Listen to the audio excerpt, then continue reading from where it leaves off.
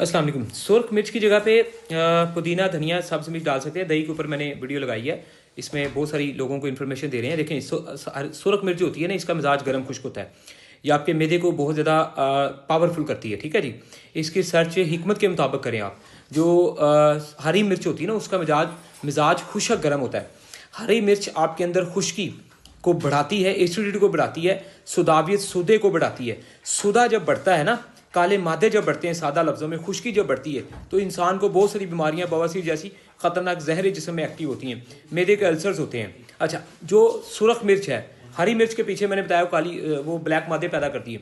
जो सुर्ख लाल मिर्च है, ठीक है, पाउडर फॉर्म में जो लंबी लाल मिर्च पाउडर फॉर्म में घरों में हांडी के अंदर इस्तेमाल होती है, वो गर्म खुश्क मिर्च होती है। ठीक है, गर्म खुश्क मिजाज की।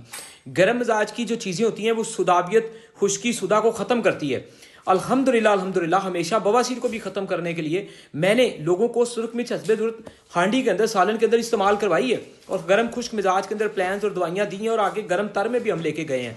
ठीक है जी, मैंने बेशुमार हज़ारों पेशेंट जो मैदे के ठीक किए हैं, और कई सौ पेशेंट्स, हम सैकड़ों पेशेंट्स कह देते हैं, जो बवासीर से रिलेटेड भी हमने ठीक किए हैं। अल्सर से रिलेटेड अल्हम्दुलिल्लाह जो लोग रिकवर हुए हैं, उनमें गर्म मिर्च का गर्म खुश्क मिजाज वाली सुर्ख मिर्च का इस्तेमाल हम करवाते हैं अल्हम्दुलिल्लाह। ठीक है जी, बहरहाल जिसका मैदा बहुत अच्छा है, वो अगर सब्ज़ मिर्च वाला रायता खाना भी चाह रहा है ना, और उसमें वो धनिया डाल ले, सब्ज़ मिर्च डाल ले, पुदीना डाल ले, वो बहुत टेस्टी रायता बनेगा।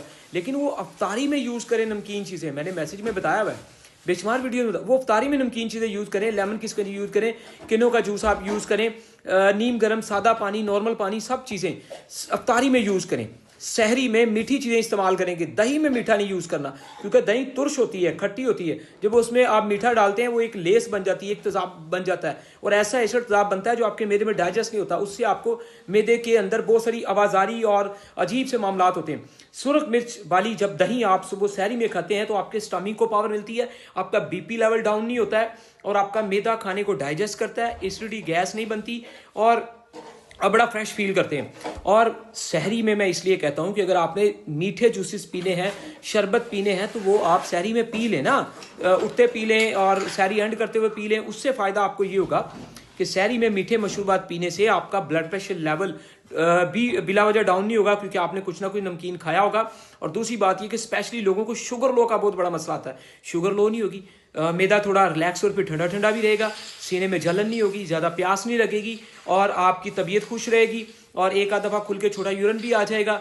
ठीक है जी, बजाय इसके कि आप जो है ना वो सहरी के अंदर ज़्यादा मिर्च मसाले यूज़ करें, हस्बे ज़रूरत मिर्च मसाले यूज़ करें, तो थोड़ा सा मिर्च और सुरख मिर्च और दही हम कह रहे हैं, दही में नमक और सुरख मिर्च डाल के हम कह रहे हैं खाने को, जिससे आप बड़ा फ्रेश हो जाते हैं। तो नहीं तो तंदुरुस्त बंदा देखें बातें करेगा, लेकिन बीमार लोग या परेशान लोग इसको आजमा के देखेंगे, तो वो हमें दुआ में याद रखेंगे। ये को हम ऐसी बात नहीं कर रहे मुँह उठा के, तजर्बात के बाद और लोगों चीज़ों के मिजाज को समझते हुए ये बातें आपको समझा रहे हैं। नमकीन, स्कंजवी, तुर्श चीज़ें सारी की सारी खटास वाली वो आप अफ्तारी में यूज़ करें, हल्का फुल्का सब कुछ खाएं, लेकिन वक्फे वक्फे से खाएं।